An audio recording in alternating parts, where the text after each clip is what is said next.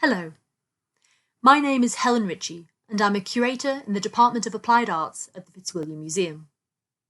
For this museum remix, I'm going to talk about a sculpture of Queen Victoria that the museum acquired in 2018. The sculpture is a larger-than-life bust of Queen Victoria, carved from white marble. It was made by the English sculptor Sir Alfred Gilbert between 1887 and 1889. Queen Victoria didn't sit for Gilbert in order for him to carve this bust. Instead, he copied photographs released to commemorate Victoria's Golden Jubilee, celebrating 50 years on the throne. Gilbert's intricate and sensitive carving means that the sculpture is detailed and lifelike, but not particularly flattering. It shows Victoria's dimpled chins and her age. She was 68 at the time. This depiction of an obviously older, powerful woman is unusual in a museum context, where more often the walls are covered with young beauties.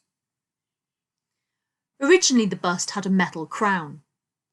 Gilbert later removed it and promised to make one in marble instead, but he didn't ever deliver it.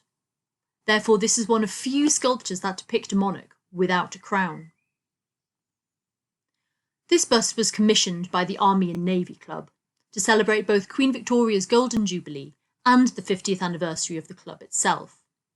This was a private London club for members of the armed forces, many of whom played a large part in establishing British rule in foreign territories, often by force, as part of Britain's growing empire.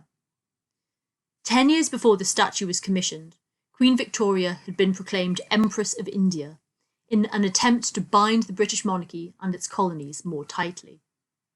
Victoria firmly supported the foreign policies of her ministers and was portrayed as the mother of her global dominions, becoming a symbol of empire itself.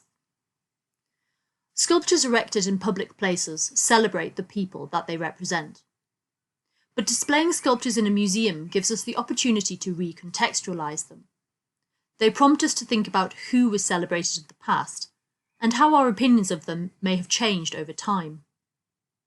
Now that we know more about the enormous impact of the British Empire, the millions of deaths that it caused, and the ongoing effects of it around the world, how do we feel about this sculpture?